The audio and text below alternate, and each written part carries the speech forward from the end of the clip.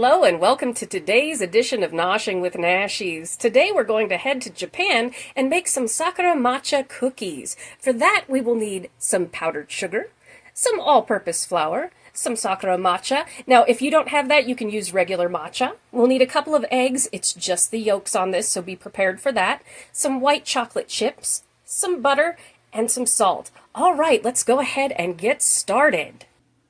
All right, here in this bowl, I have 2 cups of flour. Now you're going to want to use the fluff and sprinkle technique to measure your flour because we want it fluffy, not packed down, and that will be in the description underneath the video that explains how to do that. A good way to fluff your flour is to use a whisk. So we've got 2 cups of flour here, and we have 2.5 tablespoons of our Sakura matcha powder here, and we're going to mix this in. Now it says to sift, but not everybody has anything to sift with, so you can just take your whisk and sift everything together like so. Now a little bit of history behind green tea is it goes back probably 3,000 years or so, but didn't become popular until about the 1100s. Prior to that, around 900 it began being consumed as a drink in China, but before that it was medicinal and was chewed on and such. There was a Buddhist monk from Japan who went to visit and study in China, and he found that they had the bricks of green tea dried together. He thought that they helped him during meditation. That was the caffeine and the theanine, I believe, in that which L-theanine has a nice calming property to it. And so he brought some back to Japan. Later on, they started growing green tea in the shade, which became Tencha matcha, which improved the benefits of tea, not only the flavor, but also the antioxidant properties and the caffeine and L-theanine properties to it. And so it became something that people consumed for enjoyment and relaxation. And if it hadn't been for that Buddhist monk that went from Japan to China to study and brought it back to Japan, we wouldn't have this rich tea culture that we have now. And green tea is one of the only teas out there that is consumed by grinding up the leaves themselves and consumed within the tea rather than being steeped, though we do see green tea steeped as well. Now once you have this all incorporated, we're going to set this to the side for a bit. And I have 1.5 sticks of butter here, which is 3/4 of a cup of butter. And I'm not going to make you watch me do this in slow motion. I'm going to fast motion cream this for y'all. You want to make sure that your butter and your eggs are at room temperature. Oh, and I've never made this before, so we're having some fun together.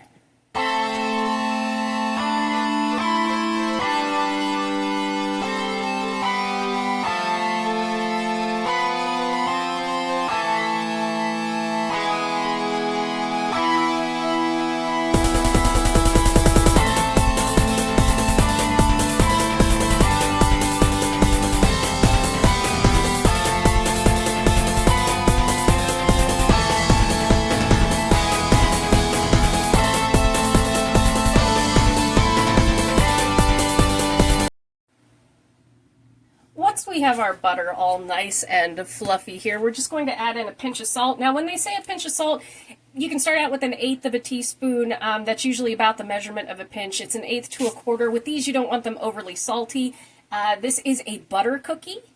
It will have that nice bitterness from our green tea in there, which is why it pairs so beautifully with the white chocolate chips as opposed to the dark chocolate chips or milk chocolate chips, because they also have an acidity to them which can counteract kind of with that matcha. You want that creamy in there. But make sure you get your butter nice and fluffy. I had forgotten a spatula. Make sure you have one of those to scrape down the sides. And then we're just going to mix in the salt.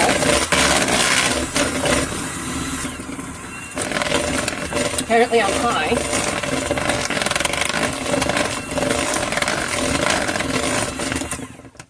Fluffy like so. Make sure I get that down there.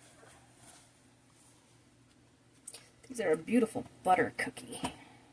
And now we're going to come in. It is 1 cup plus 2 tablespoons of our confectioner sugar here. We're going to toss that in. And again, I'm not going to make you watch me cream this in slow motion. I will do it in fast motion. But we want it nice and fluffy, so a couple of minutes is what we want to do. Oh, and when doing powdered sugar with a hand mixer or a stand mixer or anything, watch out for blowback. When I opened up my matcha bag today, I got a big whiff of green tea right in my face, so I'll be blowing that out for a while.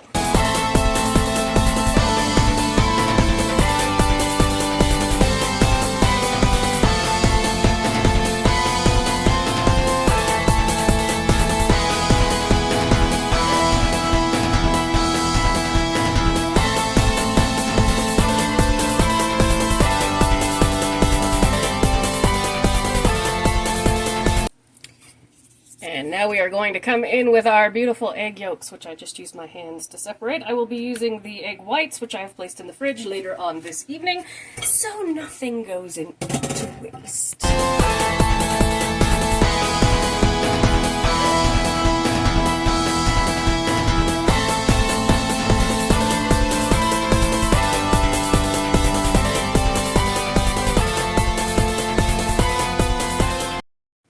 Now, we are slowly going to incorporate the flour. I'm going to put about half in.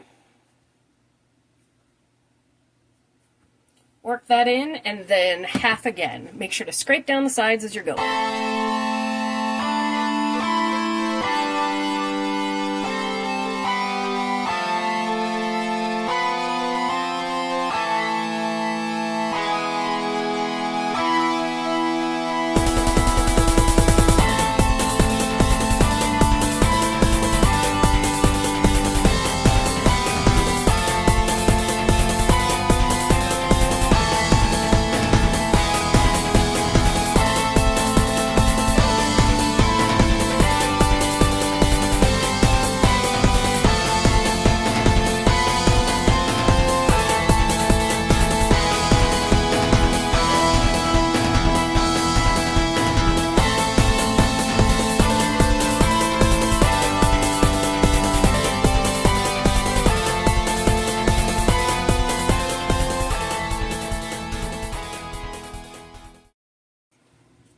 Now that is a thick batter. I have never done this recipe before, so I wasn't sure.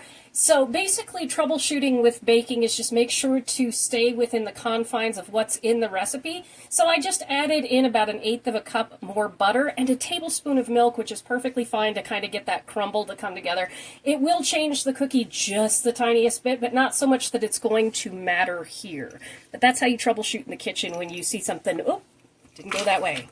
All right, we're coming in with about 1/2 cup of our white chocolate chips. Again, you can use dark chocolate chips or milk chocolate chips if you like that extremely bitter flavor, because it will be bitter on bitter, but the creaminess of the cocoa butter is really what gives this cookie its nice nuance.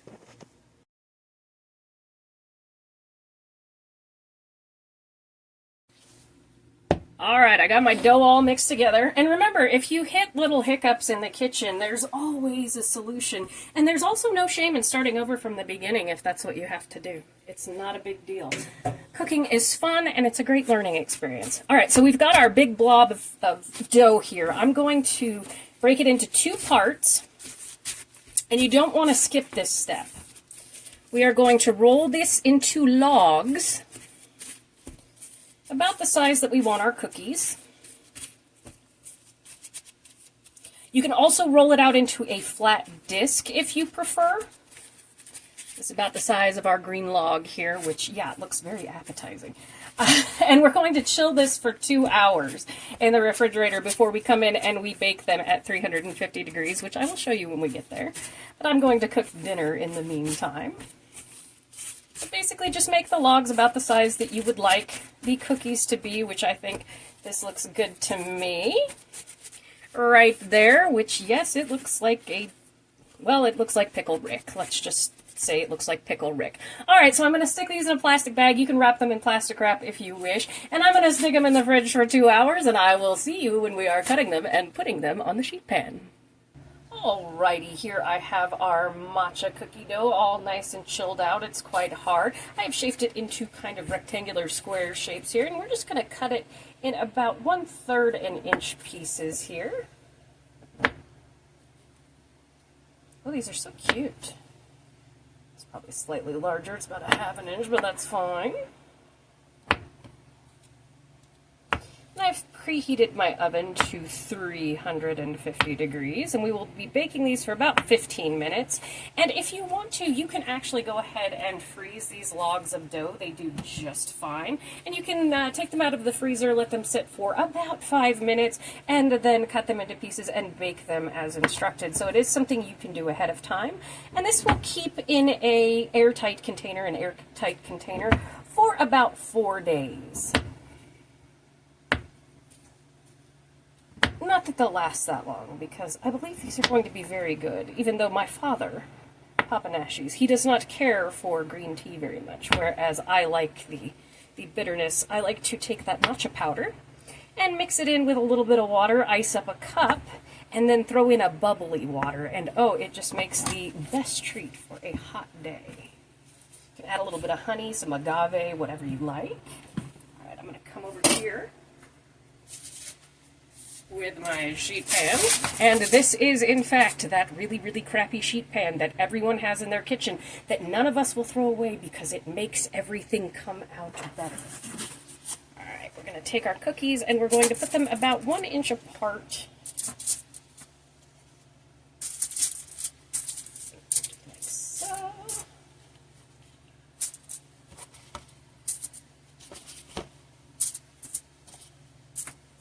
I can tell you these smell really good.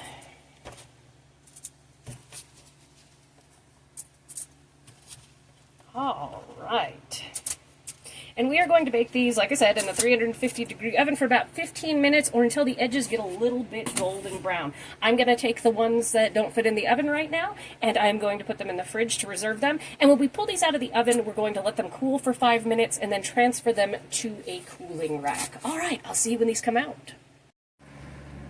All right, our first batch is out. You can see the little bit of brown there on the edges. And let me tell you, as these were baking, as I've never had these cookies made at home before, the aroma was amazing. It's got that earthiness of the green tea, but the slight sweet floral of the cherry blossom, which is why I love that powder myself, that tea powder. All right, I'm going to finish up the rest of the batches here, and then we'll come in for a finale and taste test. And here we have our final product, our cherry blossom matcha cookies. And let me tell you, they taste like a fresh version of those Danish cookies that you get in the tin during the holidays. That creamy, buttery goodness, but still warm because I had one when it was warm. And with that earthiness of the matcha and that kind of sweet floral of the cherry blossom, this was absolutely a beautiful recipe. 10 out of 10 from Nashies. I'm about to have me a little plate with some milk. I do highly recommend making this if you like those Danish butter cookies and if you like matcha. Thank you so much for joining me for this edition of Noshing with Nashies. If you have enjoyed, please like, comment, share, and subscribe. I'll see you in the next one. Bye!